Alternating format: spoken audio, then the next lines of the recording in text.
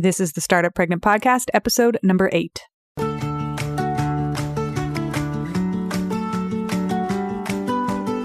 Today, I get to interview somebody I have long been a fan of and who I met a number of years ago, Kate Northrup. Her tirelessness in building projects bigger than her and doing it from a place of core power and central energy is something I always feel magnetized and energized by.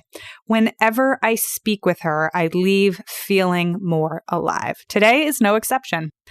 In today's episode, we cover a lot, and perhaps my favorite line from this particular show is this. Our culture has a pink cotton candy filter on parenting and especially on motherhood. And I just wish we were a little more honest, that we were willing to be a little bit grittier. That's from Kate. That covers what we talk about in today's show. So I'll let that be our lead-in. Here we go. Welcome to the Startup Pregnant Podcast, where we talk to creative leaders about what it means to be an entrepreneur and a parent. I'm your host, Sarah K. Peck. This episode is brought to you by our amazing friends at Taskerly Virtual Assistants. They are a virtual assistant godsend to anybody who is a busy lady. And if there's one thing I know, parents and entrepreneurs are pretty busy. If you are curious, head to taskerly.co/pregnant and apply to work with them. As a bonus for being a Startup Pregnant listener, you get 10% off of your first 3 months. And stick around at the end of the show because I'll tell you a little bit more about how they work and how to best use them. As always, hit subscribe wherever you listen to podcasts. And if you have a minute to leave us a review, we would love that. If you need any of the show notes from the show, head to startuppregnant.com. All right, let's get started. All right, today we have Kate Northrup. She is an entrepreneur, a best-selling author, an activist, and an amazing community builder. One of the things I love is she calls herself a professional freedom seeker, a phrase I just adore. And she's one of these online voices I read all the time. She has a podcast she co-hosts with her husband called The Kate and Mike Show. She's known for building an amazing network marketing organization, and she's currently growing this amazing community of entrepreneurial women and mothers. It's called Origin, and she talks about creating financial freedom in your life, doing less to get more in your business. And recently, something that I've watched her do that gives me kind of tingles and shivers when I watch is she's speaking up more and more about using your voice in uncomfortable conversations. So with that, Kate, I'm so glad to have you here. Thank you. I'm so happy to be here. So first things first, can you tell me just a little bit about your morning? It's the morning. What's your morning routine look like? Well, I have a 2-year-old, so there's not I can't, I don't know, the whole morning routine question, just I get very triggered by it because so many of the people who, celebrate the importance of morning routines do not have children. And so I always I'm like, yeah. So, but I know you do. So I know you get it. And no, so I mean like today. Let's not go global, right? Like just today. Right. What time did you wake up today? Perfect. Well, I did not wake up until 7:45 today, which is dreamy. I will say huge shout out to my amazing husband, Mike. He's an early riser and he will generally get up with our daughter, and then I do the bedtime thing. So he does the morning thing, I do the bedtime thing. So I got up at 7:45. I rushed out the door, helped Penelope a little bit get her shoes on and her lunch in her bag and out the door with Mike. And then I stopped for an iced coffee and a breakfast sandwich, which I ate in the car on the way to a doctor's appointment. And now I'm here. That is exactly perfect. Thank you. Yeah, the global morning routines thing, it's like this ideal. And then I just feel so guilty when I put myself up against it because every morning is different. Like today, woke up at 6:04. Okay, Leo's awake. Let's go. Yep. Exactly. Yeah. Exactly. Well, that's nice to know. You got your coffee, you went to the doctor, you're back. Yeah. And everything's great. Now I've just kind of got a day of different people in the house fixing things and doing different interviews. So here we are. Amazing. Yeah. So one of the things I love to ask people to start is to tell me a little bit about the longer story of your parenting journey. So when did your parenting journey begin? maybe you can take us back to life before kids and then walk us through what it's been like. That's such a great question. I always knew I wanted to be a mom. Like, it's the only thing I knew for sure that I wanted to do. So, I think my parenting journey in some ways began when I was a tiny child, like pretending to be a mom. Very early on, I knew that was a huge part of my purpose. So, but then I actually became a parent September 15th, 2015, when Penelope was born. And I guess I would really label it as I had a traumatic birth experience. My entering into motherhood was incredibly jarring. And I just was like, holy crap, I can't believe this is happening. And then Penelope had really severe eczema for the first year of her life. So, and we're still kind of on that journey, but it's so much better. So she was like sleeping for 10 minutes at a time and waking up screaming and bloody. And it was just like really, everyone said parenting would be hard. And this was like 8 million times harder than I ever could have possibly imagined. So the good news about it is, like, I learned a lot. And also, by contrast, this part of parenting is so much easier. It's like been really nice to have like a happy toddler and healthy toddler. And I just, my heart goes out to parents with, kids with life-threatening illnesses, because, we always knew Penelope was going to be okay in the end. It was just like a pain in the meantime. So I can't even imagine going through childhood illness. Like, that's really, really serious, because we went through the ringer. Yeah. So my parenting journey has been, I would describe it as shocking and awesome. Basically. Mm-hmm. Yeah. You've run a business for a long time. I have. I started my first business when I was 14. So I've been at it for a long time. And currently, would you say you run multiple businesses, or how does that work? I mean, they're all under the same umbrella for sure. I would call it one business with multiple different revenue streams. Mm-hmm. And so you're in this entrepreneurial journey, and you've been running your own business and calling the shots in a lot of ways since 14. And then you go in, I want to focus first on pregnancy. You get pregnant. What was that transition and experience like? How did you adjust? I skipped pregnancy. Right. I skipped pregnancy because compared to mothering, it was so easy.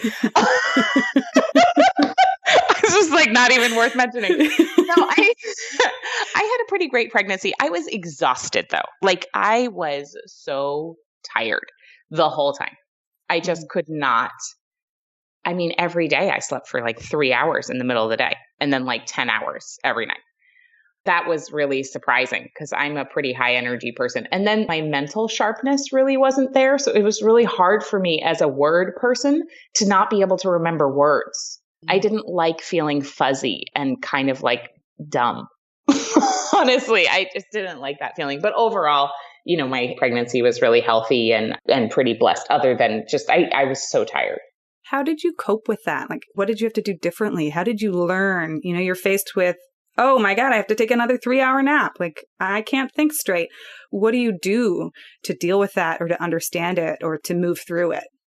Well, I'm very blessed. I have an amazing husband and business partner. So I dialed back what I do in a basic, day-to-day setting in our business a lot. And I have to say, like, that was a real bummer for him, because he picked up a lot of the slack and he really kept the ship going. And, he talked to me about like being sad. He felt like he lost his partner, and he did. And it took me a long time to get back in the game. Like, it took me a long time to even really care about our business again.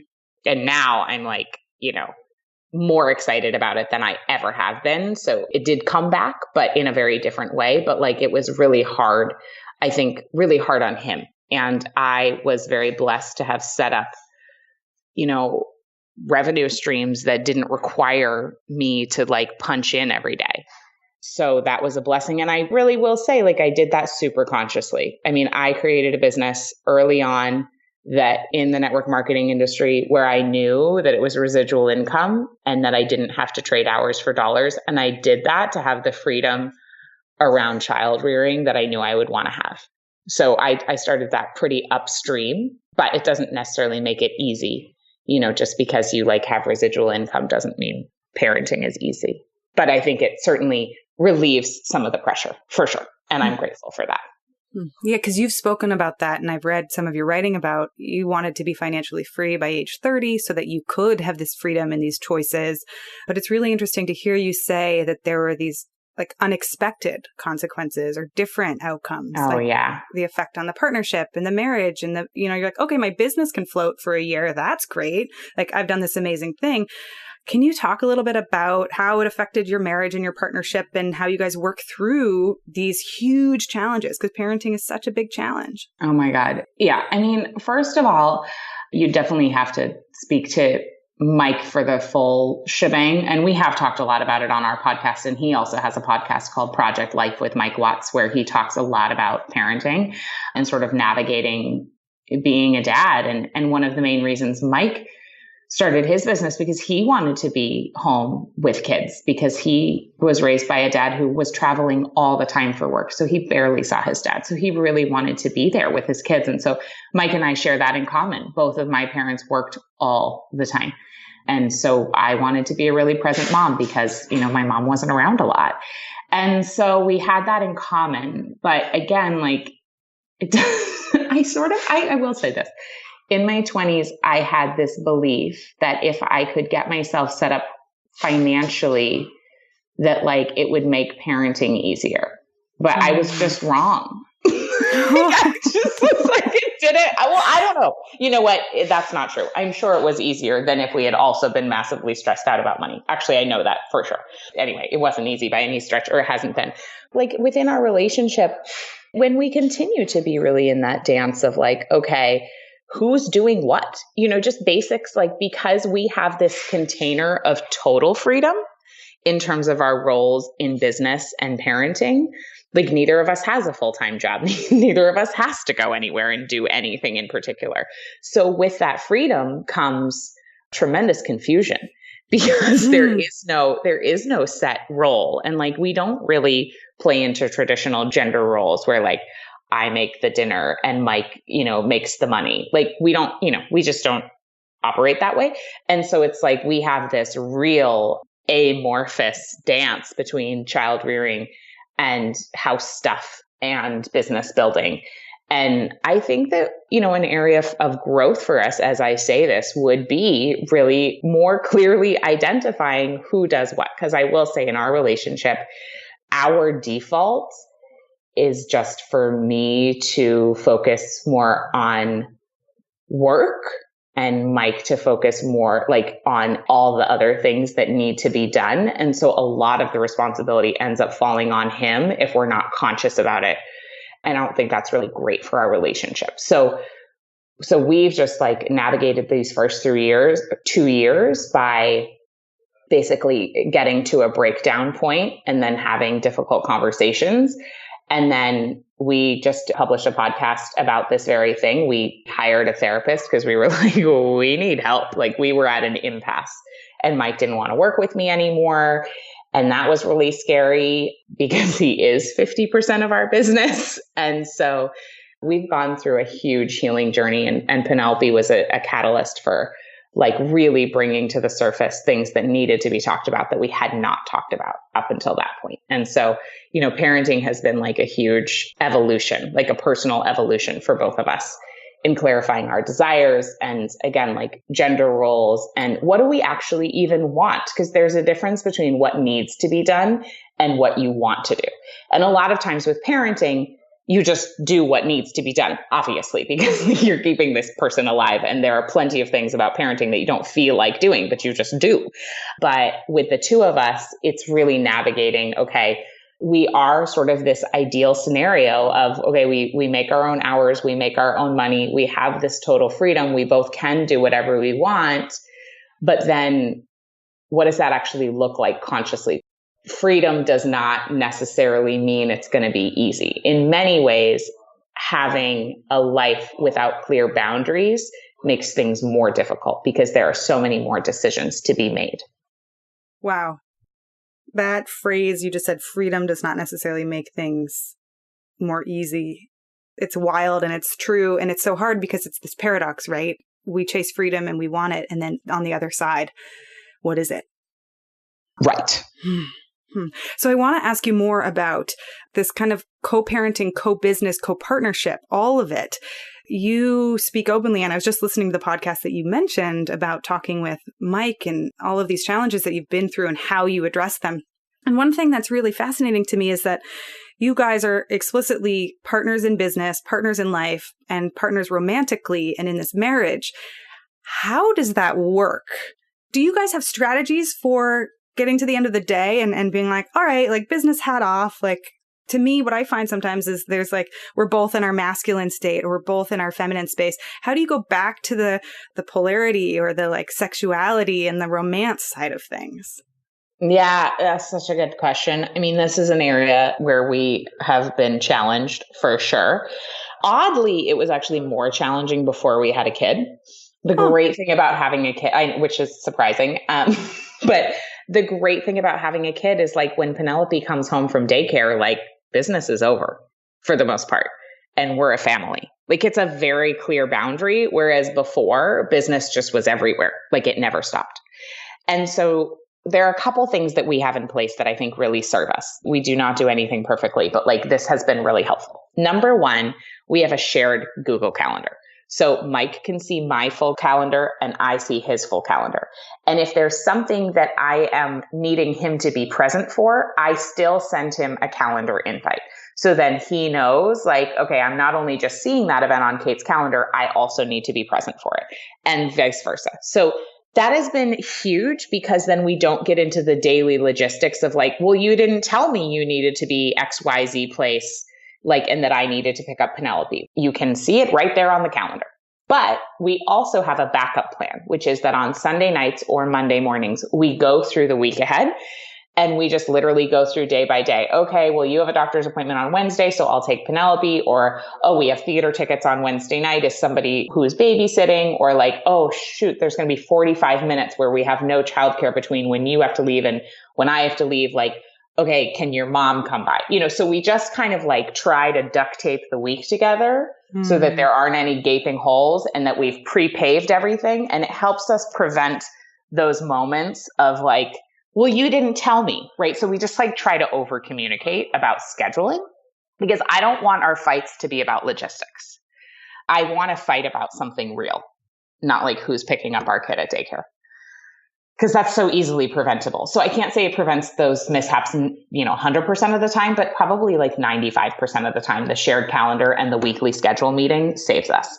And then we also have, as part of our weekly schedule meeting, we have time set aside where we record a podcast and we have our money date. So we transfer a certain amount of money into our savings, into our needs account, into our wants account, and into our taxes account. And we do those transfers manually each week because Mike and I both have avoider money personalities. So if we don't like show up and actually pay attention, we'll both just space out. So we do that, which is really helpful. And then we try to also include in that meeting, it gets really thrown off when we travel, but we try to also include in that meeting just like a check-in, just like, how are you? What's going on? I will say that gets cut short more often than not. That was not really the question that you asked, but that's sort of like how we handle our, but really our useful. life logistically. But then the romance piece of it, like we go on date nights. I have a lot of friends who really struggle with leaving their kid with a babysitter and like going away for a night. I don't struggle with that because I think we just have an independent kid. And I was raised by a mother who was away so much and I turned out great. So I was like, well, if Penelope is with somebody else one night a month, like she's going to be fine. So pretty early on, we started, I think I had my first night away from her by myself when she was like 8 months old. And then I think we took our first night overnight together. I don't know, maybe when she was 10 months or so. And then we've done like as many as 5 nights away alone together.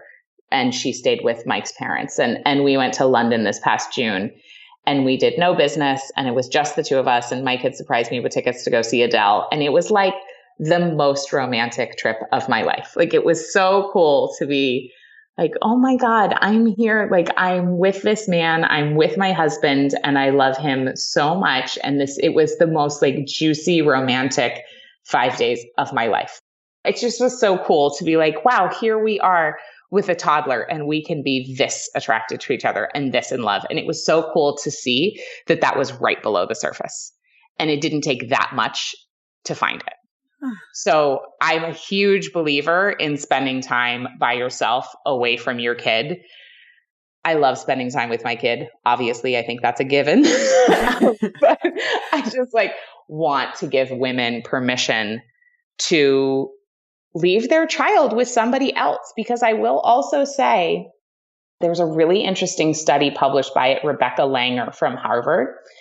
And she did this study where she looked at immune systems, our immune systems, and the people who connect with multiple different groups of people, like who belong to different groups of people, and they connect with several different ones of them during the week. So it could be a reading group. It could be, a workout class. It could be ladies who lunch. It could be, I don't know what group, volunteering, whatever groups of people you're part of.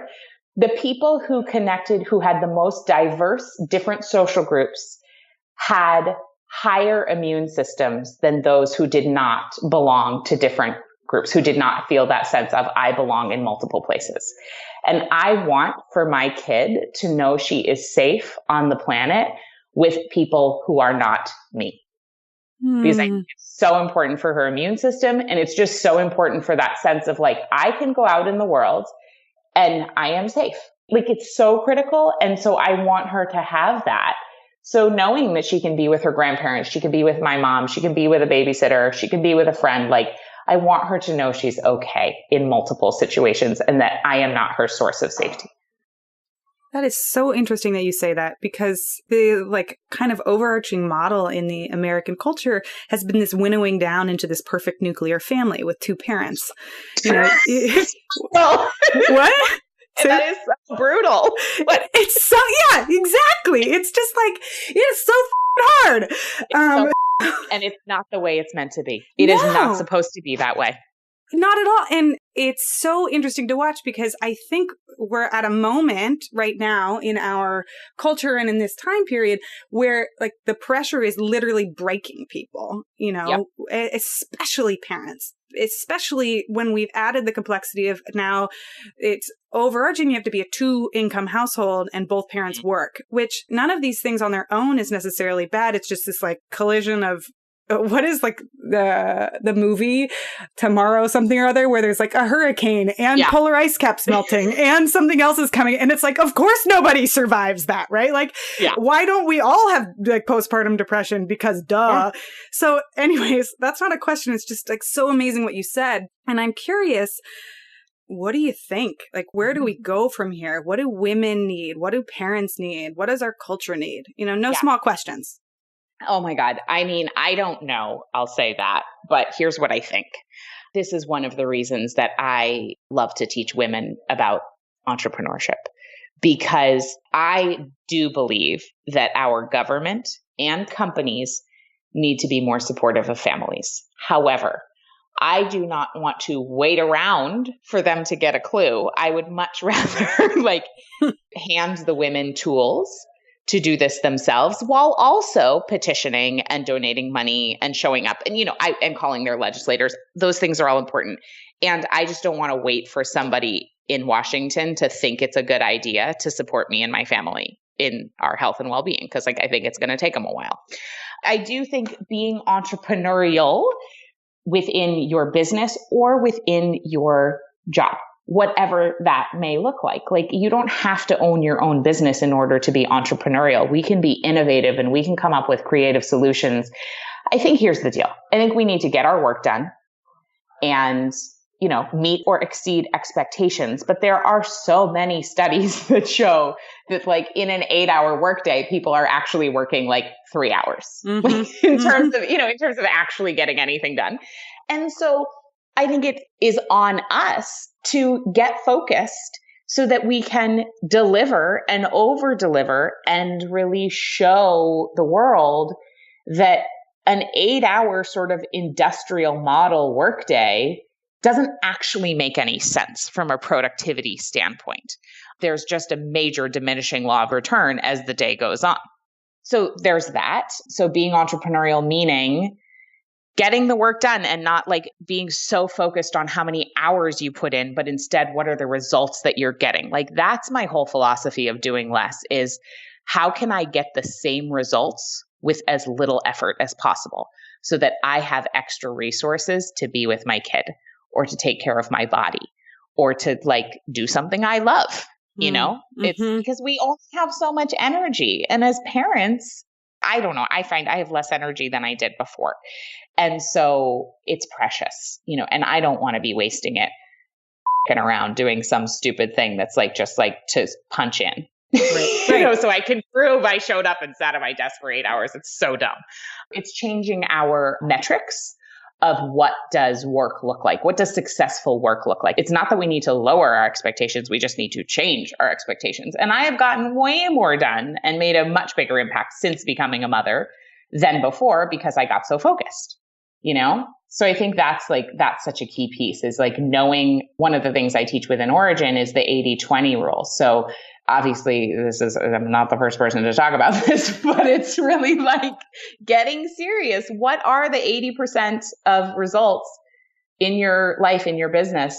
And what are the 20% of actions that have gotten you those results? And there's a really simple exercise you can do to figure this out, which is write down your biggest wins, your biggest career wins in a list, and then write down the activities you do on a daily basis. And then draw a line connecting the activities you do on a daily basis to the ones that resulted in one of the big wins. And it will instantly show you what your 20% is. And then you just need to stop doing the rest of the stuff as much as possible. Amazing. Okay, so there's so many things in here I want to ask you more about. And I want to ask you more about Origin. I have lots of questions about that. I'm going to put a little pin in that.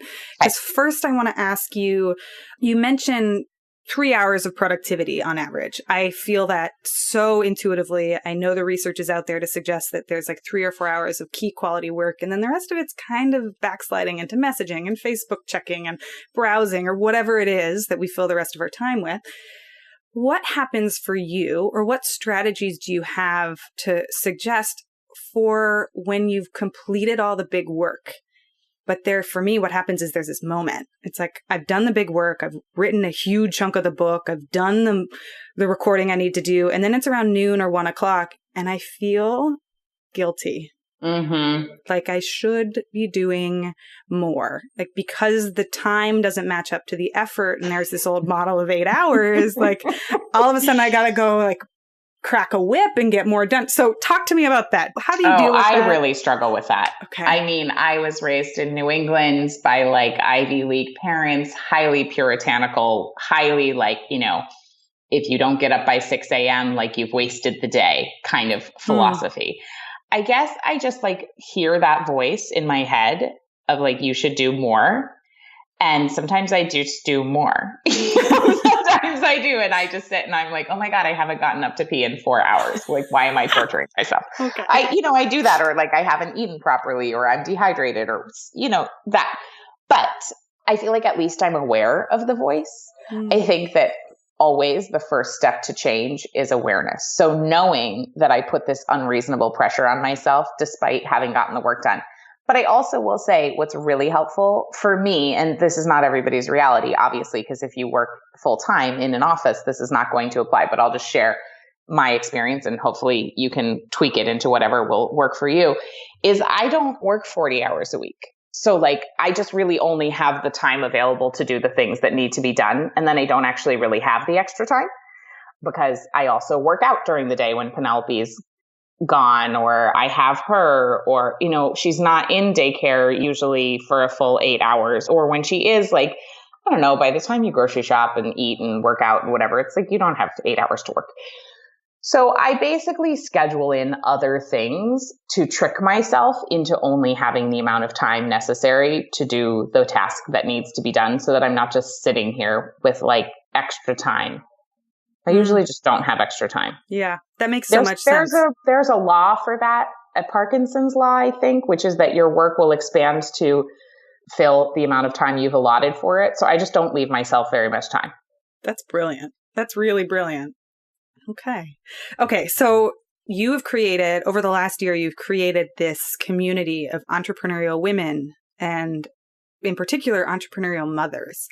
Although it's not just mothers that are in the group, and it's grown and you're leading it. And I know that you've written about how the response has been just overwhelming. Like it's more people than you even knew. Can you tell me about what is Origin, this community, and how did you first come up with the idea for it? So Origin is our collective, our community of entrepreneurial moms or women who consider themselves nurturers and also innovative, because we have plenty of women in the group who either don't have kids or who don't have businesses and are still finding it really helpful. So it's sort of those two things. Are you innovative? Are you wanting to shake up the status quo from a career standpoint? And do you consider yourself a nurturer? Do you care for others? In which case it will apply to you. And really the overarching question that we're living into is, how do we get more results through doing less?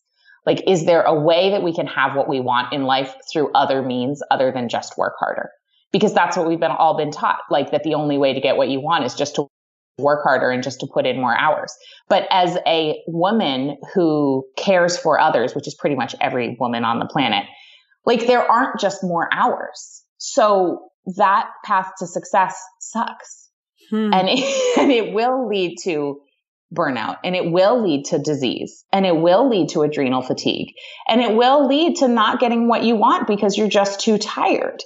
And so I just thought, there's got to be another way. And, I had read Essentialism by Greg McKeown, which I absolutely love, about really doing less but better. And my experience is my greatest satisfaction has not come ever from doing more. It's come from being really present, doing the things that matter the most. And I think that's true for everybody, but we live in a culture that is just like so celebrates, the women who are the ultra marathoners, plus they have 7 kids, plus they run 5 businesses and they volunteer on the weekends. And like, we talk about that as though that's something so awesome and they deserve a parade. And I'm like, I think that woman needs a nap and somebody needs to give her permission to have a nap, A 2-year nap. Yeah. Let's stop, because I do not believe that life is about getting more done. That's kind of the overarching philosophy. And then we have monthly Maven masterclasses with a woman who I feel like is exemplifying this whole do less philosophy, or is at least, being conscious of it. And then we have monthly trainings and Q&As and then spotlights of somebody in our community who's really rocking it. And then we have a Facebook group that's very super, super active and amazing for women to connect. So when did this idea come to you?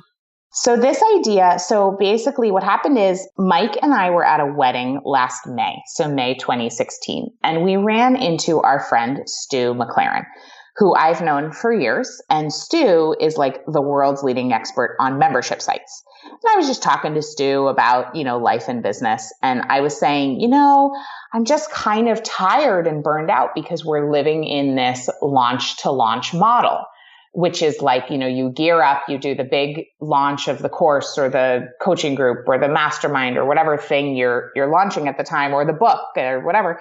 And then you make all this money, and then like you got to do it again. And it just felt very like foot on the gas all the time, and then collapse, and then foot on the gas all the time and then collapse. Yeah. And he was like, have you thought about doing a membership site? And I said, yeah, I have. But the problem is I don't know what it would be about, because ever since my book came out in 2013, Money, a Love Story, I felt quite clear that while I was proud of my book, I didn't really want to talk about money anymore that much, like a little bit, but not as my full thing. Like I'm not a personal finance person. That's just not my gig. And so I was like, I don't really know what the membership would be about, because I don't really know what my thing is anymore. I felt very lost for about 3.5 years. And so, but I just sort of put a pin in it. And I said, well, I do think a membership site is a great idea. I just don't know what it would be. I'll wait for the idea to come. And then I was writing a blog post called Make Mother Nature Your Financial Planner, where I was like, this will be fun. I'll tell women how to organize their financial action steps, like bookkeeping and like meeting with their financial advisor and all the different things you need to do to take care of your money. I'll teach them how to organize it throughout the month according to their menstrual cycle, where they're most hormonally primed for their brain to do certain activities, or according to the moon or the seasons. So I was like, that'll be really fun. And as I was geeking out on it and researching for this one blog post, it came to me. I said to Mike, I'm going to teach a course for women entrepreneurs to plan out their annual calendar for marketing and everything based on the season cycles. And he was like, why don't you make that your whole membership? And I was like, oh my God, that's genius. So it brought together all of the pieces around spirituality and listening to your body and, women's bodies wisdom that I was raised with from my mom, and then all my entrepreneurial knowledge and experience. It was like the perfect melding of all the things. And then Stu, when we went to meet with him about this, was like, you should make it specifically for mothers. And while I was nervous about being so specific, I also thought it was awesome because it's so easy for me to write to mothers right now, because it's just like, so what I'm in. So I was like, yes, that's great. Okay, let's do it. So that was where the idea came. And then we launched in May, just this past May 2017. Yeah. And tell me about, what is the experience of being in the community? What kinds of conversations are you seeing? Are there any stories or patterns that you're seeing that surprise you about like what questions women are asking? Well, one of the biggest threads that I've been so thrilled, but also surprised with, is how many women are like tracking their cycle for the first time, or if they don't cycle because they're pregnant or breastfeeding or, postmenopausal or have had a hysterectomy. I mean, there's so many reasons you wouldn't cycle, that they are tracking the moon as their cyclical nature, because women, we are cyclical beings. The feminine is cyclical in an incredibly predictable way. So our culture has told us that the problem with the feminine is that it's unpredictable. But the truth is our very nature is incredibly predictable. And we can bank on it, and we can use it to schedule our lives. And we can use it, it's like a superpower, to be able to get more done in less time and get more satisfaction as well. And so what the biggest thread has been, like, how is it that I'm, 45 and no one ever told me this before? Yeah. Or how is it that we didn't learn this in school? Like, this has been happening in my body my entire life, and no one ever told me how to use it. And so that's been the biggest conversation. And so I'm so excited to be teaching mothers this information so they can teach not only their daughters, but also their sons, just so that the next generation, or at least a chunk of them, will have access to this information, not in their 40s, Yes. when they have their first period, to be like, oh, hey, did you know that your period is a superpower? Did you know that you're incredibly predictable in this really powerful cyclical way, and that you don't have to have your foot on the gas pedal every day? And in fact, if you take your foot off the gas every now and again, you actually can get way more done in less time. Like, just, I feel like the giving women the permission to rest has been huge. That like another big conversation is like, wow, I actually am taking a day off for the second day of my period or something. And for the first time, I'm even giving myself permission to do that. And I'm not feeling guilty, And then a lot of questions certainly about getting it all in, about like, how do I do the things I want to do and still show up for my family and still show up for my business? And, I don't think anyone has that one figured out, but at least in Origin, we're giving women this framework to understand at least there's a more optimal time of the month to do certain things. So at least you kind of have an idea where to plug things in. Isn't that so interesting? I think for me, in my experience, when I'm alone or when I'm too separated from people, I'm always craving the answer or the outcome, right? I like, how do you do this? Like, how do I get all this done? And it's really driven on like, I'm at A, I want Z, how do I collapse those and get it as fast as possible? And then when I'm surrounded by women and it's on and off, you mentioned earlier about being in communities and different, vibrantly different, diverse communities. Sometimes the like therapeutic part for me is just to be in conversation. Yes. Oh my God. So true. Right. And it's like, I imagine that's the experience that how many women are in this group now? It's like 1,000? It's about 1,000. Yeah. So, and then we open up doors again in the fall. So So it'll be a lot more. Yeah, in October-ish? In October. Yeah. Okay. And I'll link to that. But it strikes me that sometimes the being there in community with other women. So what are your next goals for this community? Like, is there a size that feels right to you? Do you know what the next cycle looks like? I actually don't. It's so funny. For as driven as I am, I very rarely have goals. I just do things and then see what happens. So Mike and I brought a president on to run our company, which is amazing, Licia, and she's such a dream. And she's very goal oriented. So now we have goals because Licia has goals, which is great. So I just want women to know what they have. And I just want women to know they're not crazy. I mean, if all this did was for women around the world to say, I'm not crazy and I'm not doing it wrong, that's just so healing, because everybody just tells us we're crazy and that we're doing it wrong. And it's not helping anybody. So I just want to be a place to remind women, you're doing it right and you're awesome. You don't have to do it all. You don't have to do it all, and you can take a nap, and it doesn't mean you are a less worthy human being. Oh, I'm going to make a little repeat of that and just push play on that. Distribute it. It's okay. Yeah, basically origin is just permission to nap. Which, honestly, you put a sales page up around that and it's permission to nap, I'm in. Click, buy. Totally. Right? One of the buttons will be do you want to skip the webinar? Yes. Yeah. Would you rather take a nap? Yes. Would you rather take a nap? No, but that's the thing. But here's the deal, right? So I ran this thing in January called the Do Less Experiment, and we're going to do it again this January. It's 14 days of little daily experiments in doing less, just to see what will happen. Will the world collapse around me? I don't know. Let's see what happens. And I got pushback because we are so programmed to think that the only way to have what we want is to do more. And so people heard me say do less, and they immediately were like, well, I can't do nothing. I mean, blah, blah, blah, I have all these things to do, blah, blah, blah, like really wearing the badge of honor of the to-do list. I'm not saying do nothing. I do many things. I probably do too many things. I'm saying just how can we throughout the day find a way to do a little less? Just a little less. I'm not saying drop everything, because that's not going to work either. It's just do a little bit less. And how can we achieve the same or better results with less effort? That's the experiment. And so it's been really powerful to see how women are making that happen. And it's a daily practice for me too. I'm right in it. I'm not coming from the mountaintop being I figured this out. Let me tell you, I'm I'm wondering too. Let's all figure this out together. Well, and what you're suggesting in many ways is a culture shift or a paradigm shift. So it's not going to be boom, one blog post, one essay, one book, and it's changed. This is huge, deep, ingrained.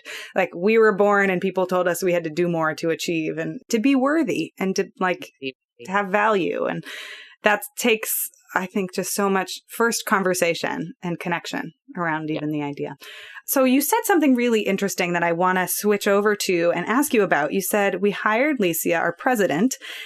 So can you tell me, and you've mentioned it also in some blog posts and in some of your podcasts, you said, there's a quote I have, you said, I will do more to make sure my team is happy sometimes than I will even do for myself. In some ways, it sounds like having a team is this, maybe I can say, act of self-care in some ways, but how has hiring people to do other parts of your business or to be a complement to you changed your business? Can you talk about that? Oh my God. Well, first of all, it's the first time in my life I've taken my business seriously.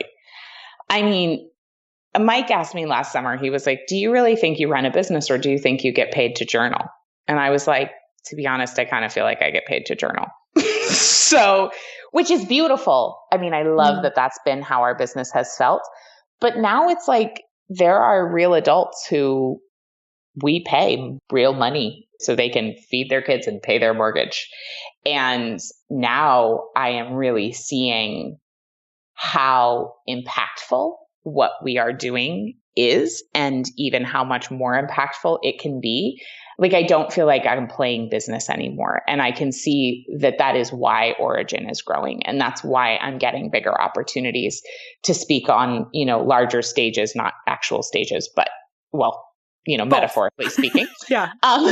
Metaphorically speaking, and yeah, you're right, real too, that like this message is needed. And I have always had a tendency to kind of laugh off achievements or abilities or, just like any kind of power because it's scary. And I don't want people not to like me, and when you start being powerful, sometimes people don't like you, and that's just has to be okay.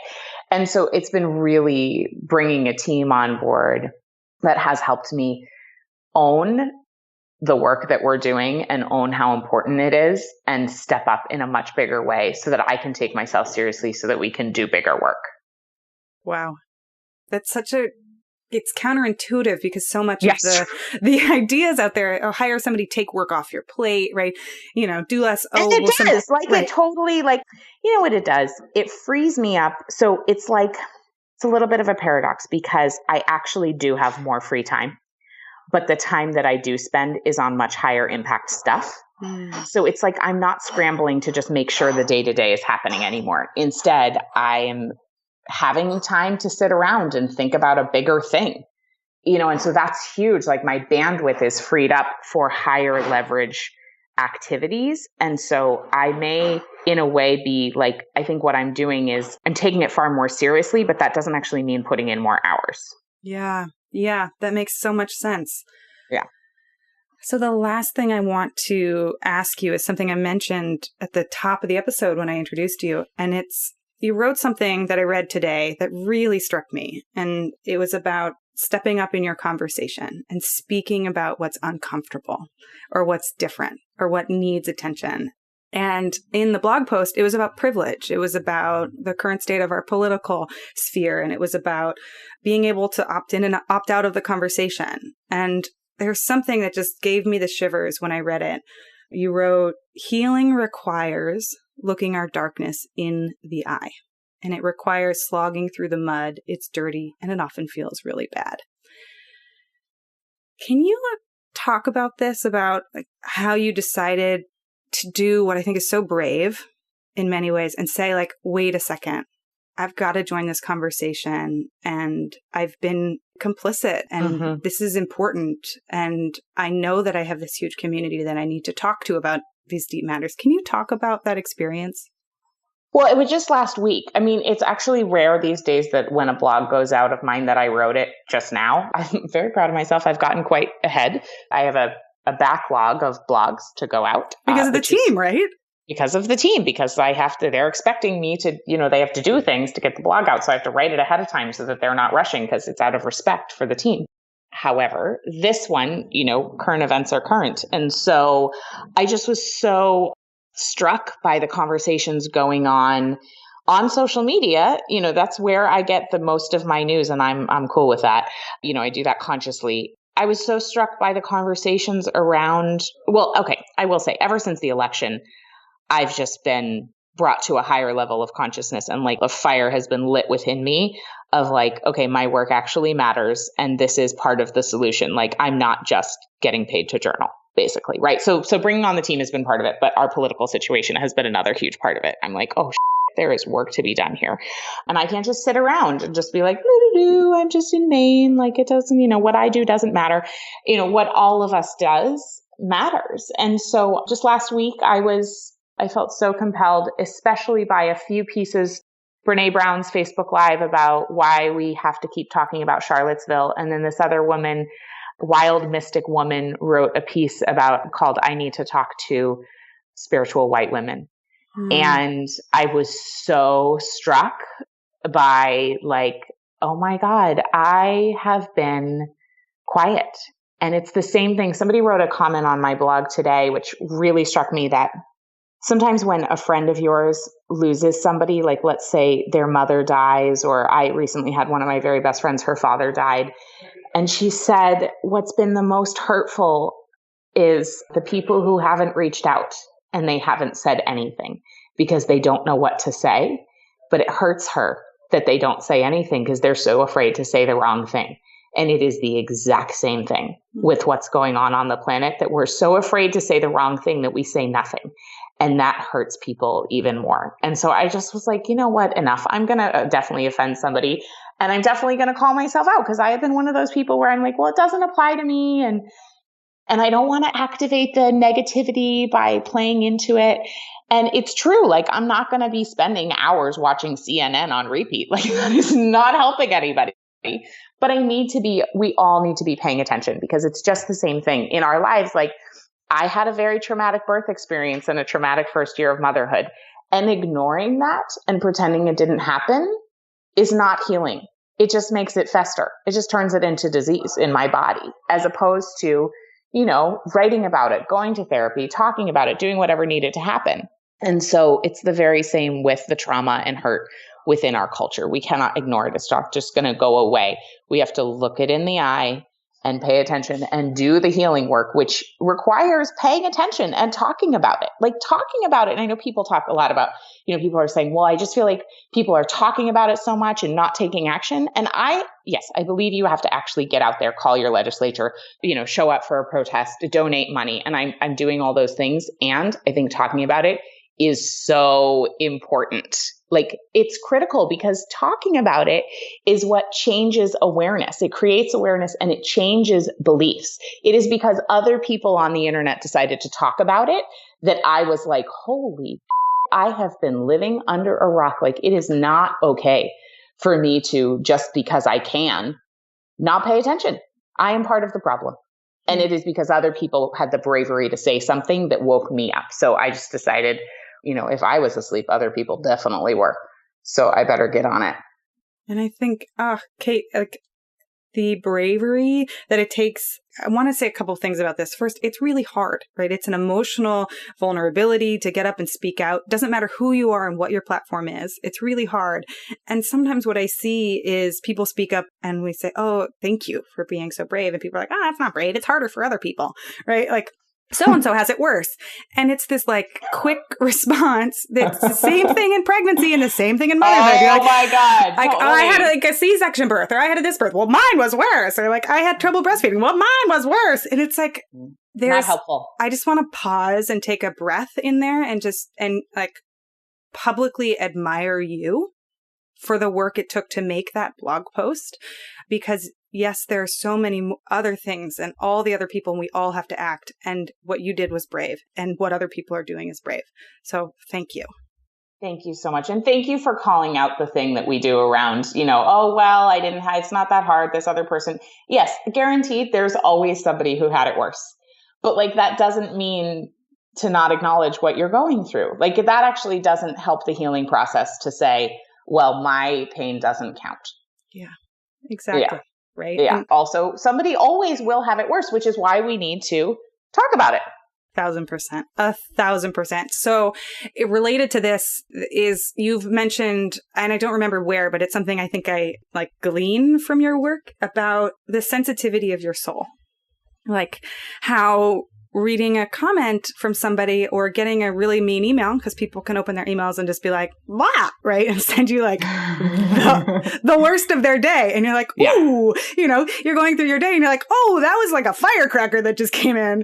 And you've mentioned that one of your strengths and one of the beautiful things about you is how permeable and sensitive you are to being able to read other people's emotions and build the things that need to be built.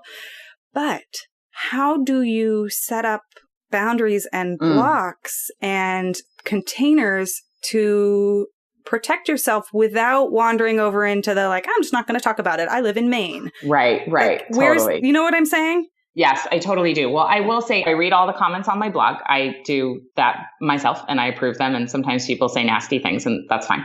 And I read every single comment on social media and I respond to them myself.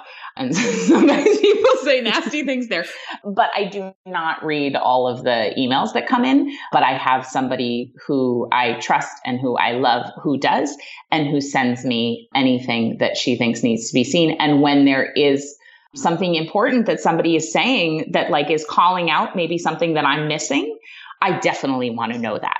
I for sure, like if it's just like, you made this mistake in something or you offended, when it's not like, there's such a difference between somebody lovingly saying like, hey, I don't know if you knew, but that thing you said was really hurtful to me or this group of people or whatever. I'm like, oh gosh, thank you so much for telling me, versus, people say mean things that are just not actually helpful. Right. So she sends me the ones that are constructive that I actually do need to know. And if it's just about the person needing to vent, like I don't really need to see that because that's not helping me become more helpful to other people. Yeah.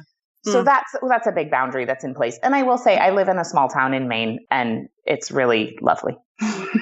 I really do love it here. And that's part of my self-care. Oh, beautiful. Thanks for answering these more tricky questions towards the end. Yeah. They're great. So I like to close the podcast with rapid fire questions. So I ask 4 questions and tell me just off the top of your head, if possible. We'll start with, you tell me, do you want to start with the parenting side or the entrepreneurship side? Let's start with entrepreneurship. Entrepreneurship. Hardest part about it? Having the freedom to do whatever. Best part about it? Having the freedom to do whatever. What surprised you most about being an entrepreneur? That freedom does not make things easier. And what do you wish that more people knew about entrepreneurship? I wish that more people knew that it is not that, well, this is of course completely antithetical to what I just said. It's not that hard. Like anybody really can just start. And I also wish people knew that like nobody who is doing this entrepreneurship thing knows what they're doing or knew when they started. Like there was no rule book. Nobody had a special set of instructions. Like everyone just started at zero. So I just want everybody to remember that because I hear so many women who are like, I'm so afraid to start and I need to get all my ducks in a row. And I'm like, no, you really just go because the only way to learn is through doing it. Right. Great. Join the club. You're ready. Exactly. All right. So parenting, hardest part about it? The lack of control. Best part about parenting? The love. So fun. And watching this tiny person discover the world is so magical. What surprised you most about becoming a parent? How much it required me to let go. Just like, oh my God, this is not my agenda. Every other thing I did in my life, if I just like did a certain number of things, it just turned out the way I wanted it to. There's nothing I can do. There's no like set of steps that I can follow to have her do what I want her to do. Right. It's so hard. Yes. What do you wish more people, non-parents and parents alike, knew about parenting? That it just like takes everything you have. And also that it is hard and satisfying, but like hard. And I just think that the pressure, sometimes I see people post on social media about like, I saw this one post and, God bless this woman. I saw this post about like her baby was 30 weeks old and she was like, every day has been even more blissful than the next day. And I'm in pure bliss all the time. And I just was like, is that true? Like it just was very hard for me to be like, I just think that there's this idea of bliss, that there are moments of bliss, but largely I don't find parenting blissful. And I think our culture has this whole like pink cotton candy idea of motherhood that just makes me want to vomit. Like, I just wish we were a little grittier about the truth. Yes, right. The Instagram filter, the pregnancy filter, the parenting filter. Yes. It's great. It is great, but it is, you know what? The truth about it for me has been, I did not know it was possible to feel such opposite emotions simultaneously. Wow. Kate, you're amazing. Thank you for the generosity of your time and being here, and for your candidness in sharing all of these details and opening up your life to people. Where can people go to find out more about you, or just to tell you how great you are? Oh, that's very sweet. I've loved this conversation. You're an awesome interviewer. Thank you so much. What a gift. You can just head over to katenorthrup.com. And I am also, my favorite place to hang out on social media is Instagram. And I'm over there at Kate Northrup. Perfect.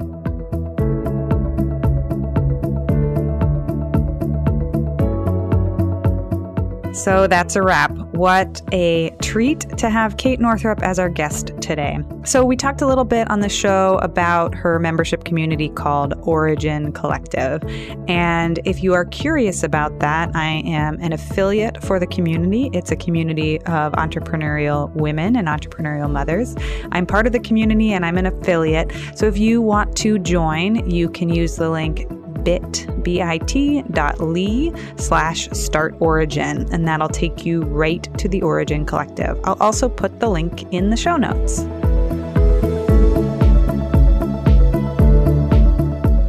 All right, I promised to talk a little bit about using virtual assistants and how to make that a part of your life as an entrepreneur.